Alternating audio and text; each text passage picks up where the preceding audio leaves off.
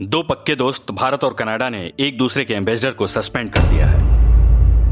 Of the government of India to expel a senior Canadian diplomat based in India. Canada के लोगों की भारत में entry बंद कर दी गई है। सब कुछ अचानक से हुआ है, लेकिन इतना अचानक कैसे हुआ कि दोनों देश अब एक दूसरे के खिलाफ खड़े हो गए हैं? क्या है इसके पीछे की वजह? क्यों भारत और कनाडा दुश्मन बनते जा रहे हैं? क्यों दुनिया में इन दोनों देशों के रिश्ते को लेकर चर्चाएं शुरू हो गई हैं? और इस इंसिडेंट में खालिस्तान का क्या कनेक्शन है? इन सारी बातों पर बड़ी डिटेल में हम आपको समझाते हैं। दरअसल पूरा मामला 18 जून 2023 का है, जब ब्रिटिश कोलंबिया में मौजूद एक गुरुद्वारे की पार्किंग में कार में सवार एक शख्स पर ताबड़तोड़ फायरिंग शुरू कर दी जाती है। इस मामले में कार में बैठे सवार की ऑन द स्पॉट मौत हो जाती है, लेकिन जो उसकी मौत हुई वो कोई आम आदमी नहीं था, बल्कि इस इंसान पर भारत सरकार ने 10 लाख रुपए का इनाम रखा हुआ था। अब आपके दिमाग में सवाल आना शुरू हो गया होगा कि कौन था वो इंसान जिसकी वजह से भारत और कनाडा आपस में टकरा गए। खैर, इंसान का नाम है हरदीप सिंह नेचर और ये खालिस्तान का टाइगर फोर्स का चीफ था। नेचर की मौत के 3 महीने बाद यानी 18 सितंबर 2023 को कनाडा के प्रधानमंत्री जस्टिन ट्रूडो ने वहाँ की संसद यानी हाउस ऑफ द कॉमन्स में बयान दिया। बयान के बाद से दोनों देशों के बीच तल्खियां पैदा हो गयी। ट्रूडो ने यह आरोप लगा दिया कि हरदीप सिंह नेचर की हत्या के पीछे भारत सरकार के एजेंट का हाथ हो सकता है। यानी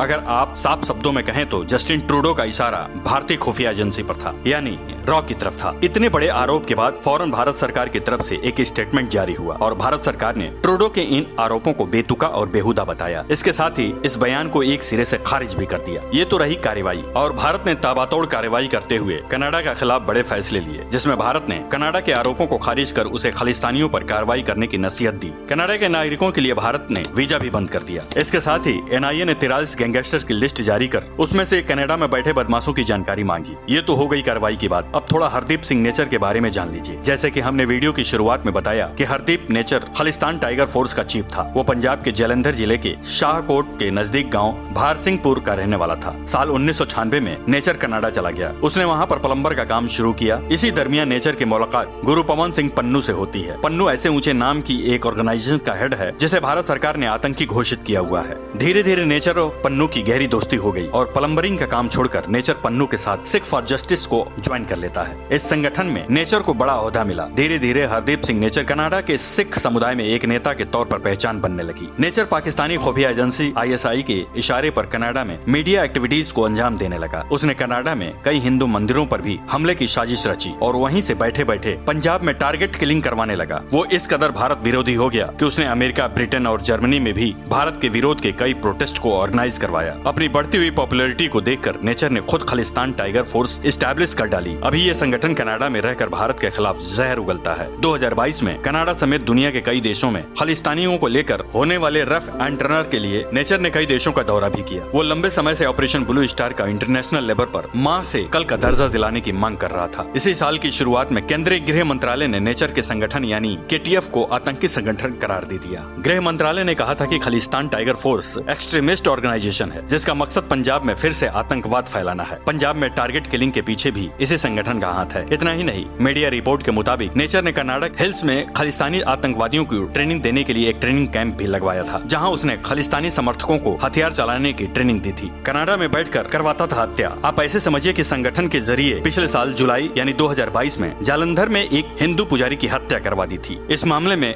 इंडियन एंटी टेररिस्ट एजेंसी ने नेचर को आरोपी ठहराया। इसी मामले में उस पर 10 लाख का इनाम रखा। जालंधर के इसमें NIA ने नेचर समेत 4 लोगों के खिलाफ चार्जशीट दायर की। चार्जशीट में दिए गए 3 और लोगों में कमलजीत शर्मा और राम सिंह शामिल थे, जिन्होंने नेचर और उसके साथी अर्शदीप सिंह के आदेश पर पुजारी को गोली मार दी थी। इस हत्या के जरिए नेचर पंजाब का माहौल खराब करने की फिराक में था। नेचर का आतंक इस हद तक बढ़ गया था कि उसने कनाडा में ही बैठकर गैंगस्टर अरशद अल्लाह के साथ मिलकर डेरा सच्चा सौदा के करीबी मनोहर लाल की हत्या भी करवा दी थी। 2013 में नेचर ने की थी पाकिस्तान की यात्रा। नेचर का पाकिस्तान के साथ खास रिलेशन था। हमारे देश की खुफिया एजेंसी NIA ने बताया कि आतंकी नेचर साल 2013 में और साल 2014 के बीच पाकिस्तान गया। इसी दौरान उसने पाकिस्तान में छिपे खालिस्तानी आतंकी जगतार सिंह तारा से भी मुलाकात की थी, जिसके बाद साल 2015 में तारा को थाईलैंड से गिरफ्तार कर लिया गया था। मीडिया रिपोर्ट के मुताबिक नेचर ने दल खालसा नेता गजेंद्र सिंह से भी बेहतर रिलेशन थे, जो 1981 में एक इंडियन एयरलाइंस हाईजैक के 5 किडनैपर्स में से एक था। था। गजेंद्र सिंह इस समय पाकिस्तान में है। उसने हरदीप सिंह नेचर की मौत पर एक बयान भी दिया था, जिसमें उसने कहा था कि हरदीप सिंह नेचर आखिरी वक्त तक एक खालिस्तानी था, वो मेरे बेटे जैसा था। नेचर की मौत से एक बात साफ है कि कनाडा धीरे धीरे खालिस्तानी आतंकियों का गढ़ बनता जा रहा है, क्योंकि इसी देश में गुरुद्वारे पर हमारे देश के सबसे बड़े आतंकी तलविंदर सिंह परमार की तस्वीरें लगाई जाती हैं। इसी कनाडा में इंडियन गो बैक के नारे लगाए जाते हैं, क्योंकि कनाडा की सरकार हमेशा से खालिस्तानियों पर नकेल कसने में नाकाम रही है। और इसकी सबसे बड़ी वजह है जगमीत सिंह की खालिस्तान समर्थक। न्यू डेमोक्रेटिक पार्टी ने ट्रूडो सरकार को पॉलिटिकल सपोर्ट दिया हुआ है। भारत को इस बात पर सख्त एतराज है कि खालिस्तान की बात करते ही ट्रूडो समझने लगता है कि भारत कनाडा के इंटरनल मामलों में इंटरफेयर कर रहा है। भारत का मानना है कनाडा सरकार की खालिस्तानियों से निपटने के बजाय उसे शरण दे रही है। जब साल 2018 में कनाडा में आतंकी हमलों के खतरे से जुड़ी अपनी सालाना रिपोर्ट पेश की थी, तो उस समय इस रिपोर्ट में पहली बार सिख एक्सट्रीमिस्ट और खालिस्तान आतंक का जिक्र किया गया था। जैसे ही रिपोर्ट का जिक्र हुआ, अलगाववादी संगठनों ने भरपूर इसका विरोध किया। हद तो तब हो गई जब प्रधानमंत्री ट्रूडो और उनकी लिबरल पार्टी को धमकी मिली कि वो वैंकूवर में होने वाली सालाना बैसाखी शामिल नहीं हो पाएंगे। हालांकि बाद में जस्टिन ट्रूडो उस रैली में शामिल भी हुए, लेकिन इससे ठीक पहले ही इस रिपोर्ट में खालिस्तान नाम का जिक्र हटाकर उसे फिर से एक नए सिरे से पेश कर दिया गया। मोटा मोटा अगर कहें तो ये काम एक सिख और खालिस्तान आतंकियों को खुश करने को लेकर ही था। आपको ये जानकारी के लिए बता दें कि हाल फिलहाल कनाडा में रहने वाले इंडियंस करीब 18 लाख के आसपास हैं, जिसमें से सबसे बड़ा ग्रुप है सिखों का, जो करीब 7,80,000 के आसपास हैं। अगर हम कनाडा में सिख डोमिनेंट शहर की बात करें तो ये ओंटारियो का ब्रैम्पटन शहर है, जहां सबसे ज्यादा सिख रहा करते हैं। पिछले साल 2022 में सिख संगठन सिख फॉर द जस्टिस ने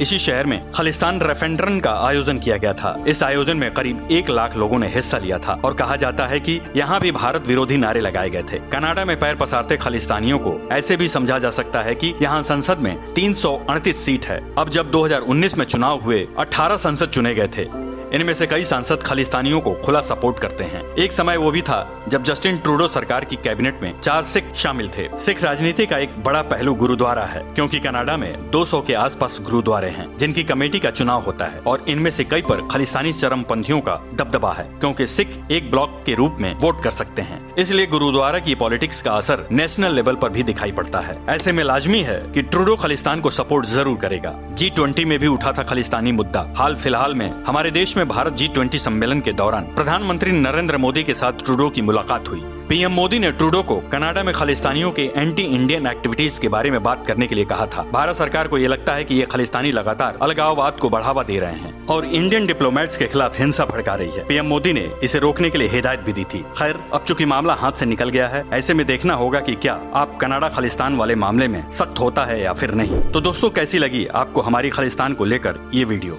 ऐसी जानकारी के लिए आप हमारे वीडियो को देख सकते हैं, और अगर आपको ये वीडियो पसंद आया हो तो इसे लाइक और शेयर जरूर करें।